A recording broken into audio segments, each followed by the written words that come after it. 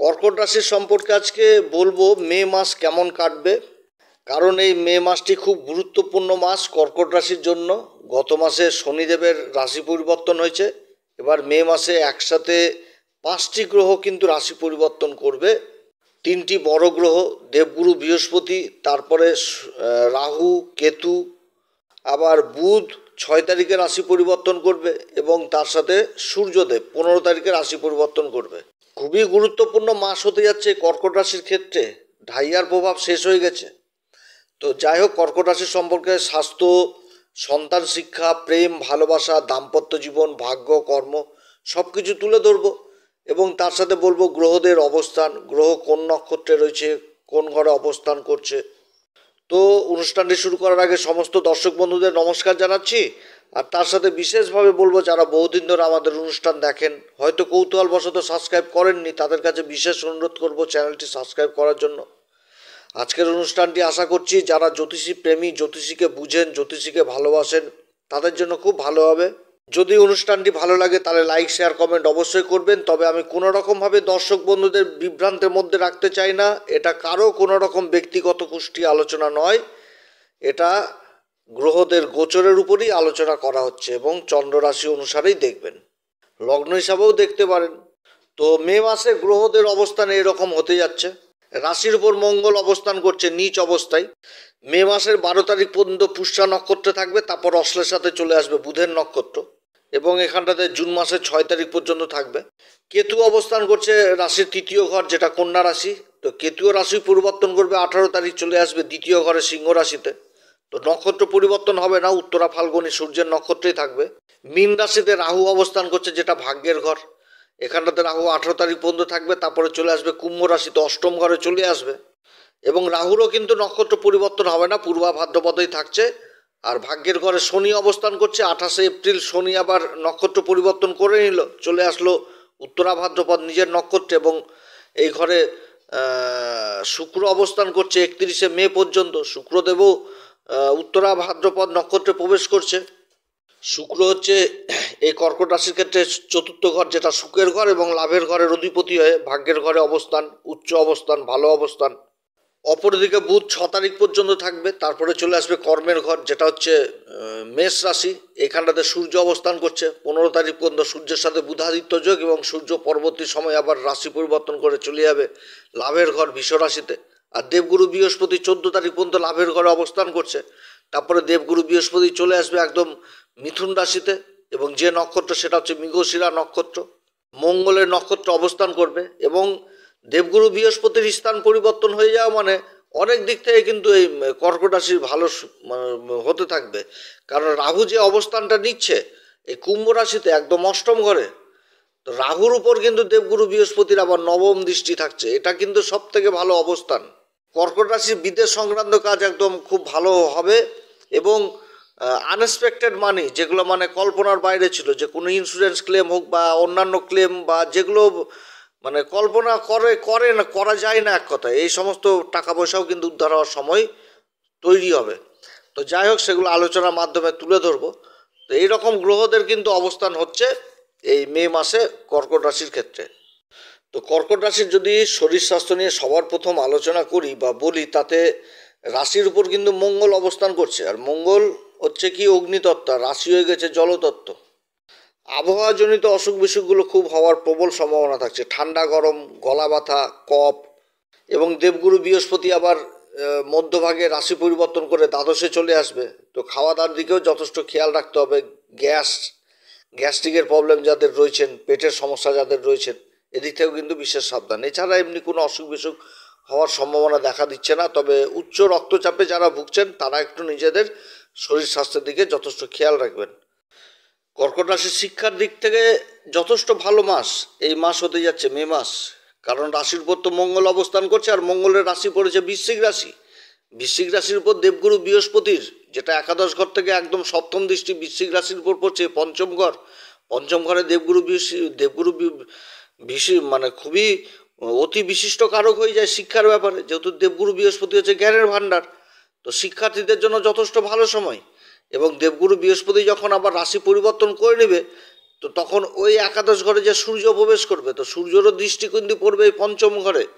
তো শিক্ষার দিক থেকে যথেষ্ট ভালো। যে সমস্ত শিক্ষার্থীরা স্কলারশিপের জন্য চেষ্টা করছেন তাদের জন্য ভালো, যারা সরকারি কোনো এক্সামে বড় এক্সামে বসবেন তাদের জন্য অনুকূল পরিবেশ, কিংবা যারা বিদেশে যাওয়ার চেষ্টা করছেন শিক্ষা লাভের জন্য তাদেরও জন্য কিন্তু যথেষ্ট ভালো সময়। কারণ কর্মের ঘরে ততদিন বুধ অবস্থান করবে।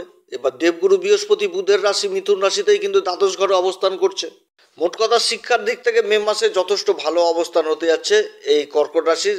তবে বিশেষ ক্ষেত্রে যারা আবার মেডিকেল নিয়ে পড়ছেন তারাও কিন্তু বিশেষভাবে প্রভাবিত হবে এই সময়।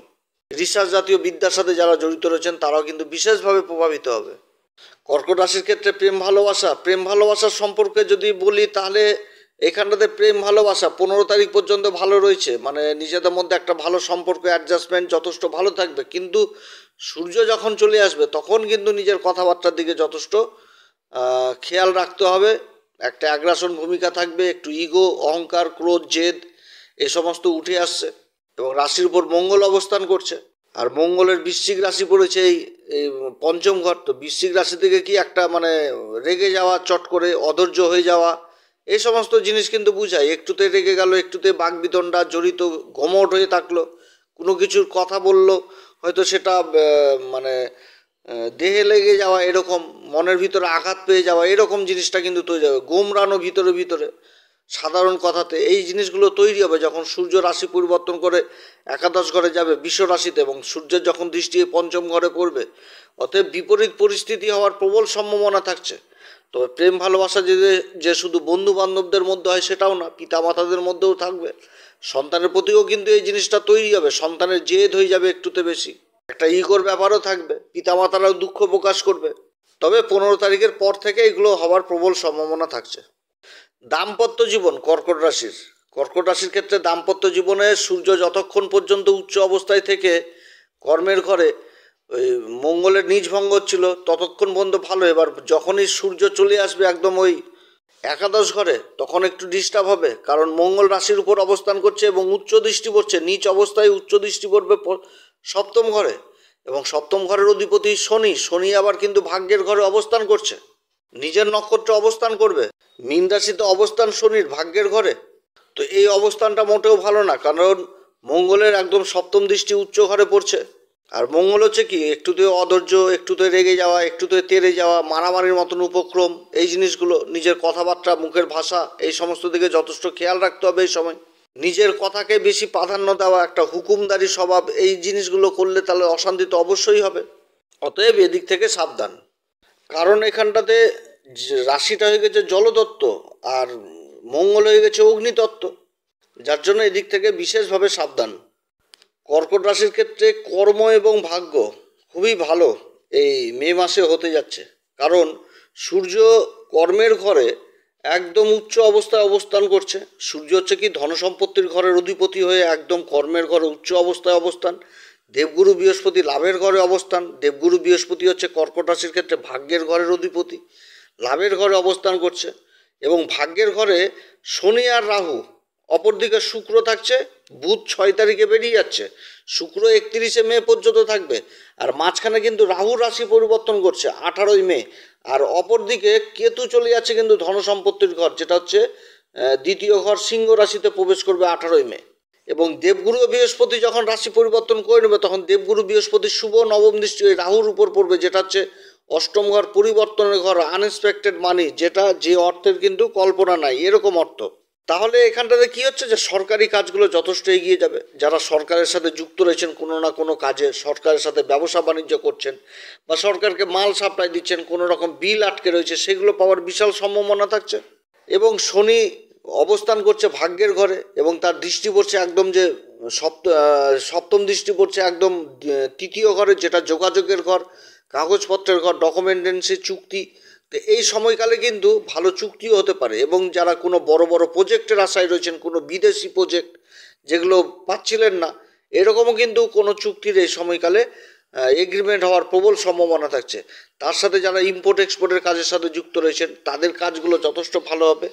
কিংবা যারা বিদেশে যাওয়ার চেষ্টা করছেন কর্মসূত্রে তাদেরও যাত্রা হবে, কারণ ভাগ্যের ঘরের অধিপতি স্বয়ং হচ্ছে দেবগুরু বৃহস্পতি, সেরকম ষষ্ঠ ঘরেরও অধিপতি দেবগুরু বৃহস্পতি। মাসের মধ্যভাগে কিন্তু দ্বাদশ ঘরে চলে যাবে মিথুন রাশিতে। আর মিথুন রাশির অধিপতি বুধ চলে আসবে কর্মের ঘরে। তাহলে এখানটাতে কি হলো, যে ভাগ্যের ঘর থেকে আমরা দূরযাত্রা জিনিসটাকে বুঝাই, তো দূরযাত্রার ঘরের অধিপতি হচ্ছে দেবগুরু বৃহস্পতি, চলে গেল বিদেশের ঘরে, আর বিদেশের ঘরের অধিপতি চলে আসলো কর্মের ঘরে। তাহলে বিদেশ সংক্রান্ত কাজগুলো যথেষ্ট ভালো হবে, ইম্পোর্ট এক্সপোর্টের কাজগুলো যথেষ্ট ভালো হবে।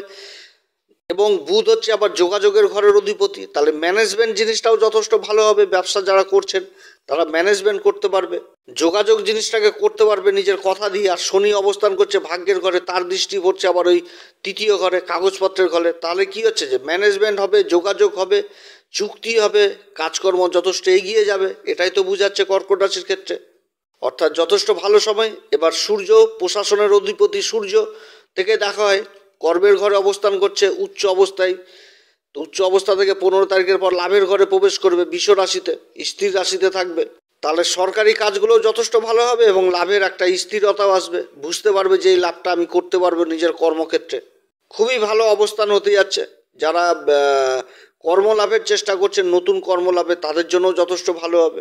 মনের মধ্যে এই সময় কাজকর্ম করার একটা জোশ থাকবে যে আমি করব, পারবো, এরকম কিন্তু একটা হিম্মতি স্বভাব আসবে। কারণ রাশির উপর কিন্তু মঙ্গল অবস্থান করছে, মঙ্গল কিন্তু সেই ঊর্জাটা দিবে।